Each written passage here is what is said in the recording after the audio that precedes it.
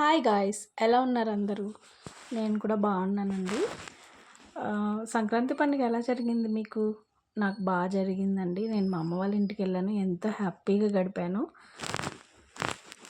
మీరెవరి ఇంటికి వెళ్ళారు? మీ అత్తయ్య గారి ఇంటికి వెళ్ళారా, లేకపోతే మీ అమ్మ వాళ్ళ ఇంటికి వెళ్ళారా? నాకు కామెంట్ చేయండి. పండగలప్పుడే కదండి మనం వెళ్ళేది. అలా పండగలప్పుడు వెళ్తుంటే వాళ్ళకు కూడా చాలా బాగుంటుంది. ఎప్పుడు వర్క్స్లో బిజీగానే ఉంటాం. అప్పుడప్పుడు ఇలా పండగల కన్నా వెళ్ళి కేటాయించాలండి మన వాళ్ళ కోసం. అంటే ఇదేదో సినిమా స్టోరీలు అనుకునేరు, కానీ నిజం అండి. కంపల్సరీ వెళ్తూ ఉండాలి. మనకి వర్క్ స్ట్రెస్ నుండి బయటపడినట్టు ఉంటుంది. మన వాళ్ళతో కొంతసేపు గడిపినట్టు ఉంటుంది. వాళ్ళకి మన అమ్మాయి మన అబ్బాయి వచ్చారన్న ఆనందం కూడా ఉంటుందండి. చాలా చాలా బాగుంటుంది. వాళ్ళతోని కాస్త ఒక 2 days టైం స్పెండ్ చేస్తే. నేనైతే చక్కగా హ్యాపీగా టైం స్పెండ్ చేశానండి. మా అల్లుడు వచ్చాడు, మా మేనల్లుడు. వాడితో చక్కగా ఆడుకున్నాను, కానీ వాడు అసలు నా దగ్గరికి రానే లేదండి. యాక్చువల్ వాడికి 1 year వన్ ఇయర్ దాటి ఇప్పుడు సెకండ్ ఇయర్ వచ్చింది. అసలు వాడు నా దగ్గరికే రాలేదు. అలవాటు లేదు కదా, అప్పుడప్పుడు వెళ్తుంటేనే అలవాటు అవుతారండి పిల్లలు. ఎప్పుడో ఒకసారి వెళ్ళి నేను మీ అత్తని రారా నా దగ్గరకంటే ఎట్లా వస్తారండి? చక్కగా ఎప్పుడన్నా ఒకసారి, వారానికి ఒకసారో లేకపోతే 10 daysకి ఒకసారో వెళ్తూ మాట్లాడుతూ ఉంటేనే కదా వాళ్ళు కూడా మనకు అలవాటు అవుతారు. వాడు అస్సలు నా దగ్గరికి రాలేదండి. నాకు బాధ అనిపించింది. కానీ అదొక ఫీల్ అండి. వాడితో ఆడుకుంటుంటే బాగుంటుంది. నాకు బాగా నచ్చింది. వెళ్ళాలనిపిస్తుంటుంది కదండి. ఇట్లా మనం దూరంగా ఉన్నప్పుడు వారానికి 10 రోజులకి వెళ్తూ ఉంటే అవ్వదు కదండి. అందుకనే లీవ్ దొరకదు. ఊకే జర్నీలు చేయలేము. వెళ్ళలేకపోతున్నాం, కానీ వెళ్ళాలని మనకు కూడా ఉంటుంది. వాడు అలా దగ్గరికి రాకపోతే నాకు భలే బాధ అనిపించింది. అట్ ద సేమ్ టైం వాడితో ఆడుతుంటే, వాడితో మాట్లాడుతుంటే చాలా మంచిగా అనిపిస్తుందండి.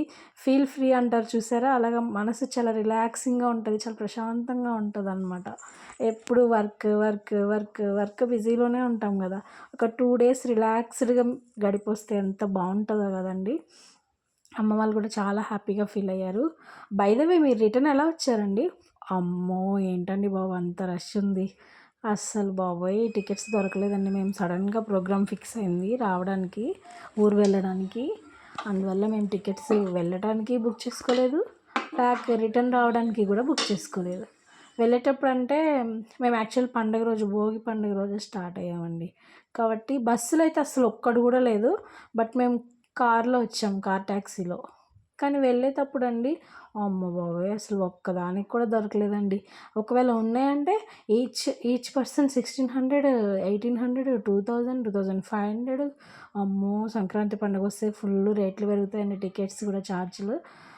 అసలు ట్రై చేసాము, కానీ స్పెషల్ ట్రైన్స్ వేశారు. ఎట్నో స్పెషల్ ట్రైన్స్ వేయడం మూలాన ఆ ట్రైన్ ఎక్కి వచ్చామండి.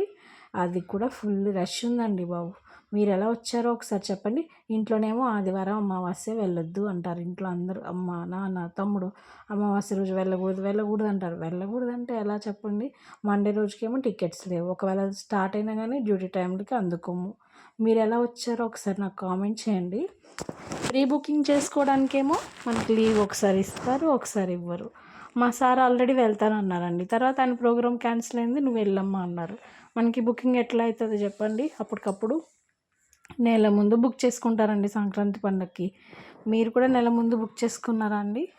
మేమైతే బుక్ చేసుకోలేదండి. అసలు చాలా ఇబ్బంది అయింది.